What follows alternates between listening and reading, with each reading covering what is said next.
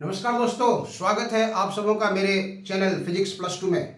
मैं सुरेश सर आपके साथ लैब असिस्टेंट, पीजीटी, टीजीटी और other competitive examinations, NEET, medical, engineering के लिए जो इम्पोर्टेंट टॉपिक्स है, इम्पोर्टेंट क्वेश्चंस है, उसको लेकर के मैं आया हूँ आपके प्रैक्टिस सेट को बढ़ाने के लिए।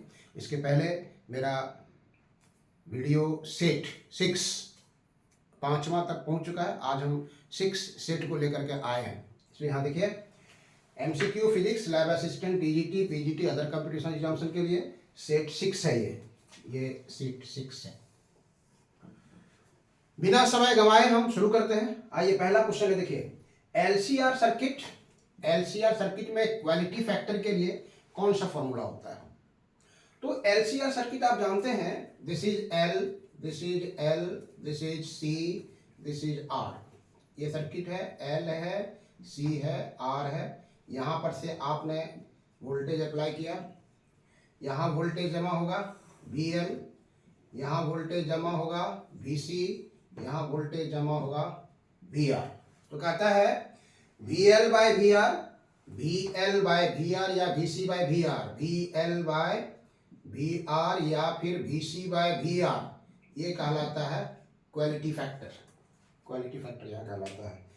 तो हम लोग यहाँ पर वी एल और वी आर के रूप में अगर इसको लेते हैं तो क्यू फैक्टर को हम यहाँ ले सकते हैं V L by V R. V L का मतलब हो गया I into X L by I into R, I हो गया, और एक्स एल का मतलब होता था ओमेगा एल, और यहाँ से हो गया I R, I I cancel, इसलिए this is omega L by R. ये क्वालिटी फैक्टर का फॉर्मूला निकला। ऑप्शन देखिए, एलसीआर सर्किट में क्वालिटी फैक्टर के लिए सूत्र होता है omega L by R, omega by R C, under root L C, under root L by R. Option A is correct. Option A is correct.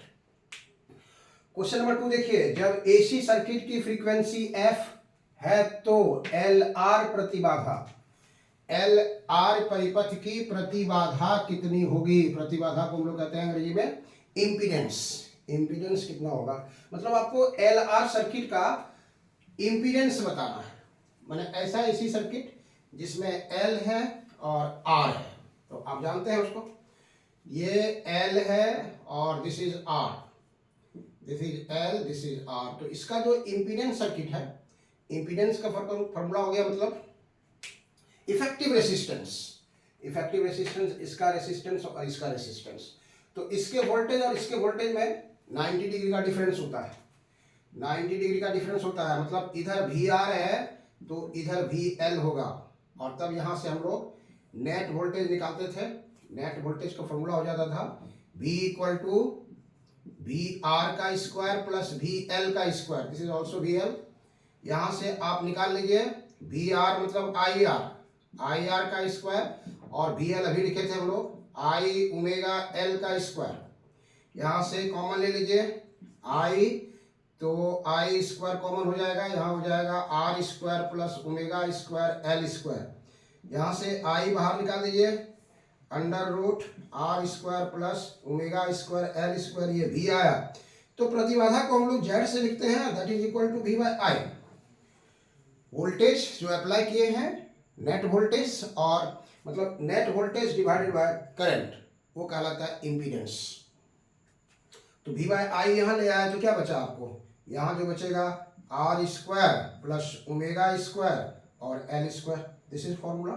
अब जो ऑप्शन दिया हुआ है उसमें आप देखिए, ऑप्शन दिया हुआ है क्या होगा, तो यहाँ से आपको एफ कह रहा है, एफ यहाँ बिठा दीजिए इसको, तो ये हो जाएगा आपका, इसको अगर आप यहाँ पुट कर देंगे एफ के रूप में, एफ को अगर आप यहाँ पर अलाउ अप्लाई कर देते हैं तो जेड बराबर हो जाएगा, देखिए अंडर रूट आर स्क्वायर और omega equal to 2 pi f, omega equal to 2 pi f. तो यहाँ पर स्क्वायर करेंगे तो हो जाएगा 4 पाई स्क्वायर एफ स्क्वायर और ये एल स्क्वायर। ये इम्पीडेंस का फॉर्मूला आया फाइनल। ऑप्शन देखिए क्या है, R square 4 pi F L square, ये नहीं होगा, R square 2 pi F square L square, ये भी नहीं होगा, R square 4 pi square F square L square, इसलिए दिस इज करेक्ट।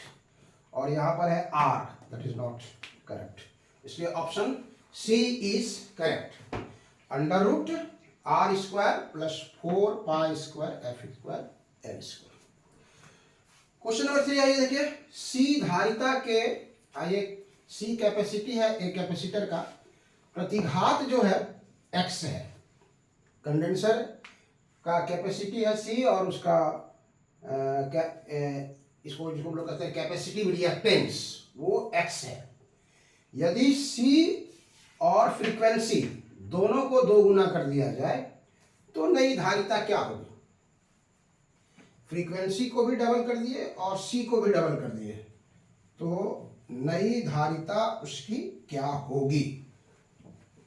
तो आप उसको सी का पहले फॉर्मूला देखिए क्या होता है, सॉरी एक्स का फॉर्मूला देखिए क्या होता है, एक्स इज 1/ω_c। इसके हिसाब से ऐसे जनरली इसको हम लोग एक्स एल और एक्स सी में कन्वर्ट करते हैं, एक्स एल के लिए और एक्स सी सी के लिए। तो यहाँ पर एक्स दिया हुआ है तो एक्स का जो फॉर्मूला होगा 1/ω_c, मतलब 1/2πf इंटू सी। तो यहाँ फ्रीक्वेंसी आया, यहाँ फ्रीक्वेंसी आया और ये सी आया।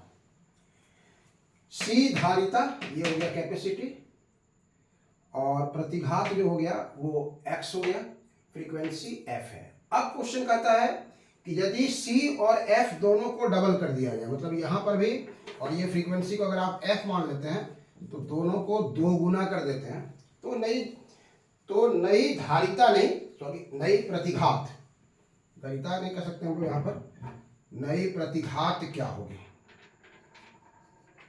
नई प्रतिघात होगी, 4 ऑप्शन यहां दिया हुआ है, 4x, x/2, x/4, 2x। तो नई प्रतिघात को अगर हम x डैश मान लेते हैं तो ये देखिए यहाँ क्या हुआ, 2π हुआ, इस f के जगह पर 2f कर देना है, 2f हो गया, और इस c के जगह पर भी 2c कर देना है, ये 2c हो गया आपका। मतलब इसको आप कर सकते हैं 1/8 πfc, ये x डैश आया, therefore x dash by x कर दीजिए तो 1/8 πfc और ये उलट जाएगा 2πfc, तो 2πfc कैंसिल हो जाएगा, 4 आ जाएगा यहाँ पे, 1/4 आ जाएगा, इसलिए x dash is x/4, x dash is x/4, इसलिए ऑप्शन सी इज करेक्ट। यहाँ पर 4x है, यहाँ पर x/2 है और यहाँ पे x/4 है, that is correct answer. Question number 4 आइए देखिए, चौक कॉइल परिपथ में धारा के मान को क्या करता है? चौक कॉइल आप जानते हैं, चौक कॉइल जनरली एक एलआर सर्किट होता है, हम लोग ट्यूबलाइट जलाने के पहले चौक कॉइल लगाते हैं, तो उस चौक कॉइल का क्या काम है? चौक कॉइल मतलब जनरली एलआर सर्किट, ये एलआर सर्किट होता है, आर और एल, ये सर्किट को हम लोग चौक कॉइल कहते हैं। इसका मेन काम होता है वोल्टेज को ये करना, धारा के वैल्यू को घटा देता है। चौक कॉइल परिपथ में धारा के मान को बढ़ाता है, घटाता है, नियत रखता है, इनमें से कोई नहीं। तो ये आप याद रखेंगे, धारा के वैल्यू को ये घटा देता है ताकि वोल्टेज मिले उसको और ट्यूबलाइट जल जाए, धारा के मान को घटाता है। चलिए आगे बढ़ते हैं, नेक्स्ट क्वेश्चन है देखिए, रिजोनेंस कर्व का शार्पनेस रेसिस्टेंस R पर किस प्रकार निर्भर कर रहा है? यहाँ 4 ऑप्शन दे रहा है, directly proportional to square of resistance, inversely proportional to resistance और inversely proportional to square of resistance. तो शार्पनेस आपको बताया, इसके पहले क्वेश्चन था क्वालिटी फैक्टर, तो क्वालिटी फैक्टर में Q गुणांक जो होता है, क्वालिटी फैक्टर का मेजरमेंट जो किया जाता है वो शार्पनेस से ही किया जाता है।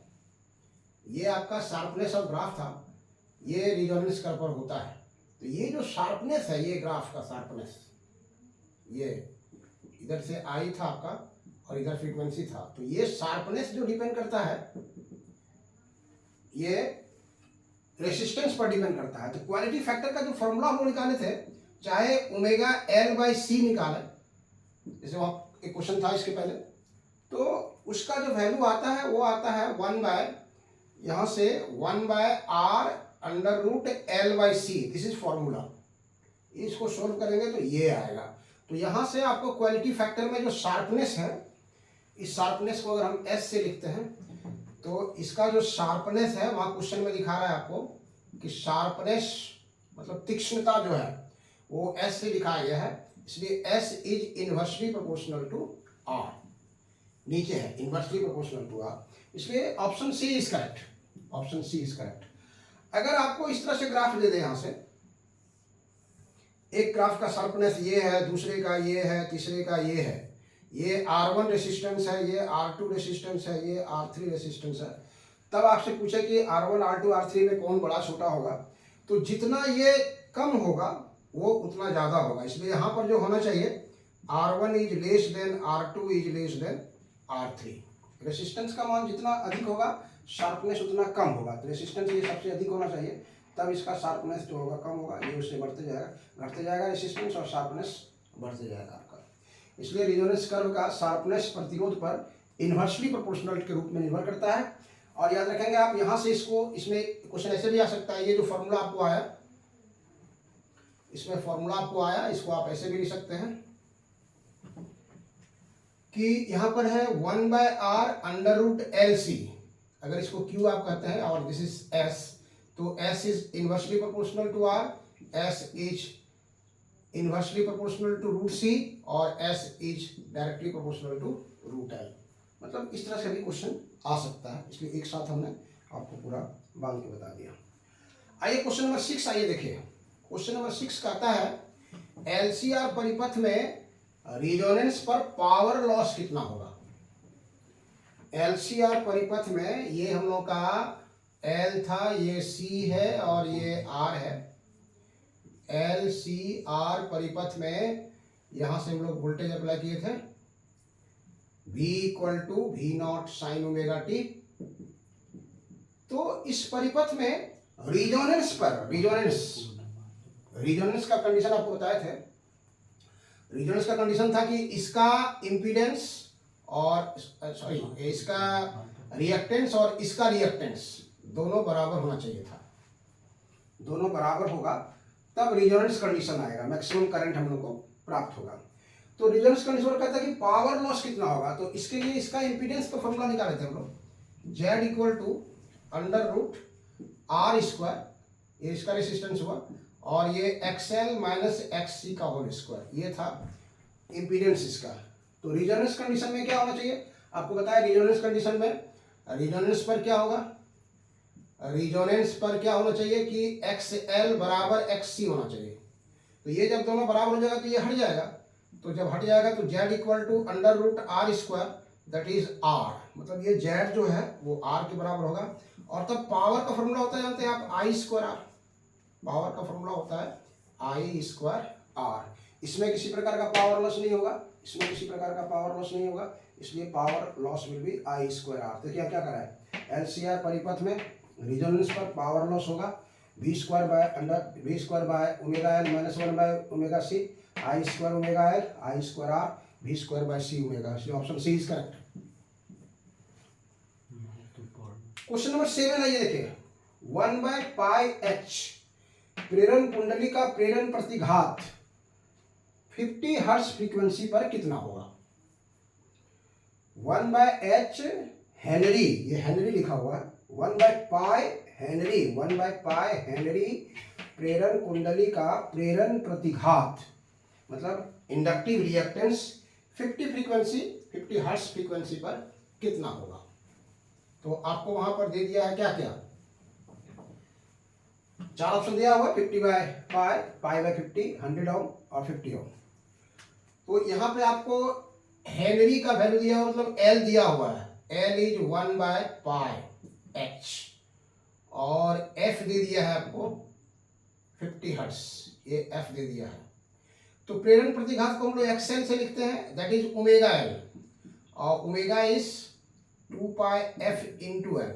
अब यहां से देखिए 2π का वैल्यू दिया हुआ आपको, जानते हैं पाई का वैल्यू आपका हो गया 3.14, या पाई रखिए, यहां से पाई रखिए, और F का वैल्यू दिया हुआ आपको 50, और L का वैल्यू क्यों पाई रखिए हम कि यहाँ पर 1/π के रूप में दिया हुआ है, 1/π के रूप में दिया हुआ, इतना ओम कैंसिल हो जाएगा, ये और ये कैंसिल हो गया, 2 इंटू 50 100 ओम, 100 ओम, इसलिए 7 का आंसर हो जाएगा हम लोग का 100 ohm, option C is correct.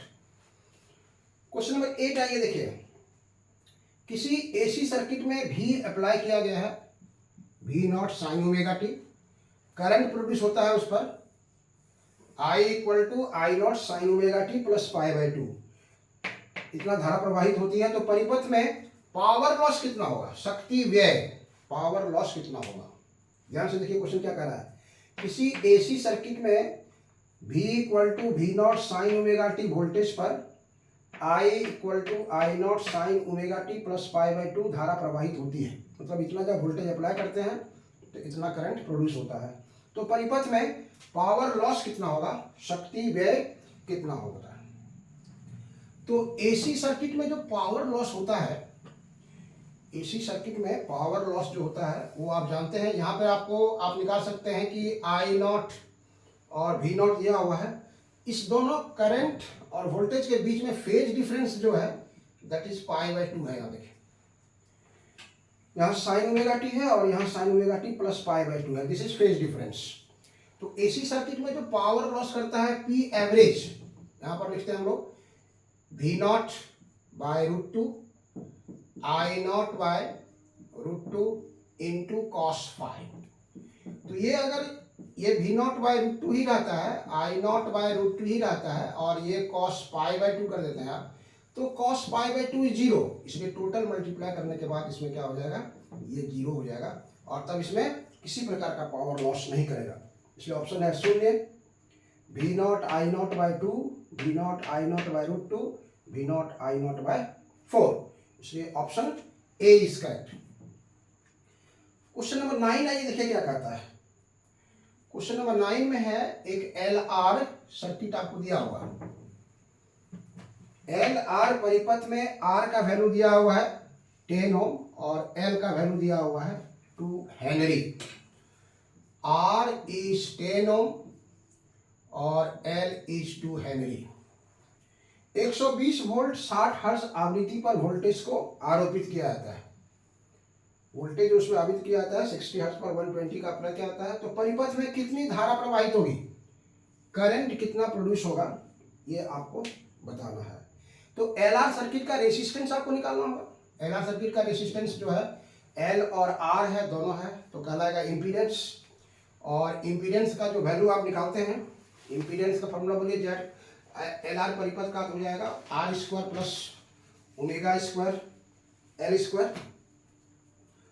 तो ये होता था R² प्लस ω² L², मतलब ये हो गया आपका R² और ये हो गया ओमेगा मतलब 2πf, तो 4π² f² और L²। यहाँ से इसका वैल्यू पुट कर दीजिए। R है आपका 10 का स्क्वायर, ये 4 हो गया, ये 3.14 का स्क्वायर, f है 60, f आपको 60 दिया हुआ पर क्वेश्चन में जो है f का वैल्यू दिया हुआ है 60 हर्ट्ज। यहाँ पर आप लिख सकते हैं f is 60 hertz, f is 60 hertz, तो 60 का स्क्वायर हो जाएगा और L इज 2 का हर्ट्ज हो जाएगा, स्क्वायर हो जाएगा, 2 का स्क्वायर हो जाएगा। तो इस सबको आप गुना कर दीजिए, 10 का स्क्वायर 100 हो जाएगा, ये 2 इंटू 3.14 इंटू 3.14 60 इंटू 60 इंटू 4, ये सब सोल्व कर देंगे तो यू विल गेट अबाउट 754 ओम, ये 754 ओम के आसपास आपको आएगा। इसलिए करंट जब निकालना होगा तो I इक्वल टू V/Z, तो V आपका है 120 और ये हो गया 754, इतना एम्पियर हो जाएगा। इसको सोल्व कर देंगे तो यू विल गेट अबाउट 0.159 मतलब 0.16 एम्पियर के आसपास आएगा। ऑप्शन देखिए 0.32 एम्पियर, 0.16 एम्पियर, 0.48 एम्पियर, 0.80 एम्पियर, इसलिए option B is correct, option B is correct. चलिए आगे बढ़ते हैं। नेक्स्ट क्वेश्चन है देखिए नंबर 10। किसी एसी सर्किट, एसी परिपथ को 220 वोल्ट का मेन पावर सप्लाई किया जाता है, तो इसका औसत ईएमएफ कितना होगा। एसी सर्किट में जब 220 वोल्ट का मेन पावर सप्लाई किया जाता है तो औसत ईएमएफ मतलब एवरेज ईएमएफ, औसत विद्युत वाहक बल का मान कितना होगा। आपको यहाँ दिया हुआ ऑप्शन 198 वोल्ट, 386 वोल्ट, 256 वोल्ट और 220 वोल्ट, 220 वोल्ट। तो एवरेज करंट या एवरेज ईएमएफ का फॉर्मूला हम लोग देखे थे। तो वहाँ पर जो एवरेज वोल्टेज का मान कह रहा है, तो मतलब वी एवरेज का फॉर्मूला होता था हम लोग का 0.637 इंटू वी नॉट का दिया जाता है यहाँ से। वी नॉट मतलब वो आरएमएस वैल्यू उसका कितना मैक्सिमम हो जाएगा यहाँ से। तो यहाँ पर जो मेन पावर सप्लाई जो है वो है 220 वोल्ट। 220 वोल्ट मतलब वी आरएमएस आपको यहाँ भी दिया हुआ है 220। तो इसका फॉर्मूला होता है वी नॉट बाय रूट 220। तो यहाँ से वी नॉट का वैल्यू जो आ जाएगा ये हो जाएगा आपको 220 इंटू रूट 2। इसलिए तब आप एवरेज ईएमएफ निकाल सकते हैं। देयरफॉर औसत ईएमएफ जिसको आप कह सकते हैं औसत ईएमएफ, मतलब ये जो भी एवरेज हमने लिखा है वो फॉर्मूला हो जाएगा आपको 0.637 इंटू वी नॉट, मतलब 0.637 इंटू 220। रूट 3 का वैल्यू हो गया 1.414। रूट 3 का वैल्यू हो गया 1.414। सबको आप सोल्व कर देंगे यहाँ से यहाँ तक। तो this is about 198 volt, 198 volt के आसपास आएगा। तो option A is 198 volt. This is correct, this is correct. Question number 11 आइए देखिए, किसी एसी सप्लाई में 300 वोल्ट का है। देखिए आरएमएस सप्लाई दे रहा है, ये डायरेक्ट आरएमएस सप्लाई दे रहा है जो 10 ओम के रेसिस्टेंस से गुजरने पर कितना पावर लॉस करेगा। ये 10 ओम के रेसिस्टेंस से गुजरने पर इसमें पावर लॉस कितना करेगा ये आपको बताना है। तो 10 ओम से गुना सीधे वी आरएमएस दिया हुआ है, तो आपको तो पहले करंट आप निकाल लीजिए। करंट हो जाएगा आपको I RMS V RMS by resistance. यहाँ पे आपको वी आरएमएस दिया हुआ है आपको 300 वोल्ट और रेसिस्टेंस दे दिया है 10 ओम। तो यहाँ से आप आई आरएमएस निकाल लीजिए। I RMS V RMS by R मतलब 300 बाय 10। तो ये हो गया आपको, यहाँ से ये कैंसिल हो गया तो ये आ जाएगा आपको 300 बाय 10। रेसिस्टेंस कितना दिया हुआ है 10 ओम दिया हुआ है, 10 ओम दिया हुआ है। वी आरएमएस यहाँ पर आपका है वी आरएमएस यहाँ पे है, ये 0 कैंसिल हो गया तो 30 आया आपको। आई आरएमएस हो गया 30, I RMS is 30, I RMS is 30। थोड़ा सा इस प्रॉब्लम में संशोधन है। प्रॉब्लम जो दिया हुआ है उसमें एक एसी सप्लाई 330 वोल्ट दे रहा है। यहाँ पर क्वेश्चन में जो दे रहा है उस पर हम लोग काम कर रहे हैं। एक एसी सप्लाई 30 वोल्ट का आरएमएस देता है जो 10 ओम के रेसिस्टेंस से गुजरता है। तो मतलब यहाँ पर जो हम 300 लिख रहे हैं दैट इज 30, ये थोड़ा सा संशोधन करना चाहेंगे हम। तो दिस इज 30 वोल्ट, तो ये हो जाएगा 30 बाय 10, तो ये कैंसिल हो जाएगा, ये हो गया 3 एम्पियर, 3 एम्पियर हो गया। तो कहता है कि उसमें कितना पावर लॉस करेगा। तो पावर लॉस का फॉर्मूला आप जानते हैं P equal to V into I.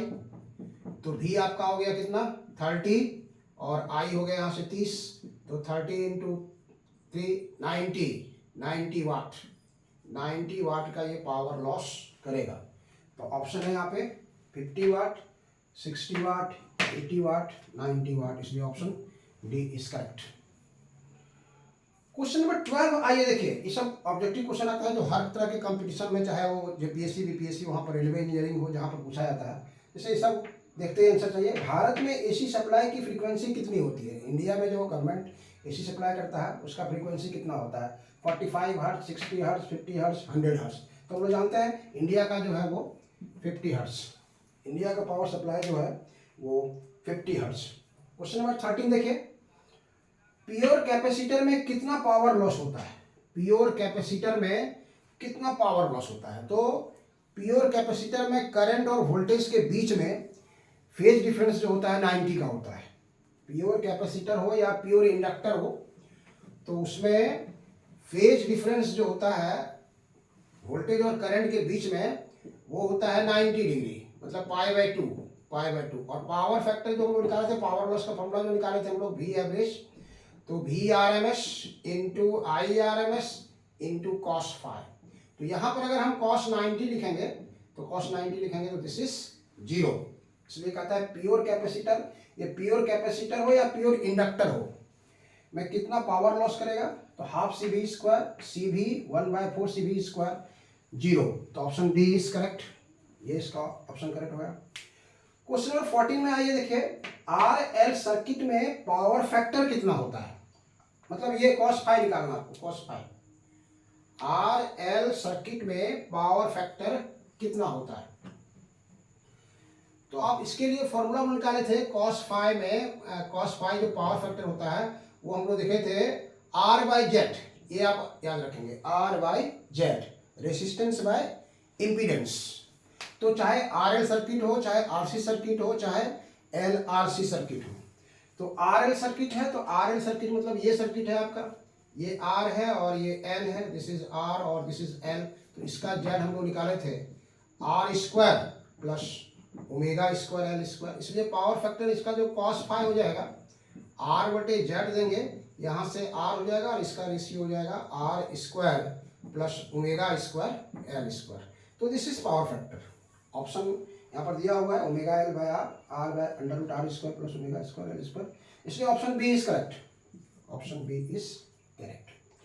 Question number 15 देखिए, I = I0 sin omega t के लिए RMS और पिक करंट का मान बताना है आपको। ये जो इक्वेशन दिया हुआ आपको यहाँ पर, I = I0 sin omega t, इसका आपको IRMS निकालना है और पिक वैल्यू निकालना है। तो क्वेश्चन है I = I0 sin omega t, तो ये पिक करंट कहलाता है, this is peak current, peak value हो गया, पिक करंट हो गया, पिक वैल्यू करंट हो गया। और IRMS करंट जो होता है वो होता है I0/√2। तो आपका जो आंसर होना चाहिए दैट इज I0/√2 और I0, ये आंसर होना चाहिए। तो ऑप्शन ए में है I0/I0√2, तो ये नहीं हुआ क्योंकि ये पहले होना चाहिए। बी में है I0/√2 इंटू I, और उधर नहीं, इसलिए बी जो ऑप्शन है वो करेक्ट है। इधर 2I0, I0/√2 है, I0√3/2, इसलिए ऑप्शन बी इज करेक्ट। चलिए आगे बढ़ते हैं, next question number 16। Question number 16, AC के दिए गए समीकरण, एक इक्वेशन आपको यहाँ एसी का दिया हुआ, देखिए एसी का इक्वेशन दिया हुआ है और इस पर हमने 1 2 3 4 5 क्वेश्चन लिया है। एक एसी का इक्वेशन में 5 तरह का ऑब्जेक्टिव क्वेश्चन पूछा जा सकता है, तो हम आपको कोई एक पूछा जा सकता है, हमने यहाँ पांचों को एक साथ बता दिया है आपको। I = I0 sin omega t, ये एसी का इक्वेशन आप पढ़े हैं, और क्वेश्चन में जो दिया है वो है I = 10 sin 100πt, ये इक्वेशन दिया हुआ है।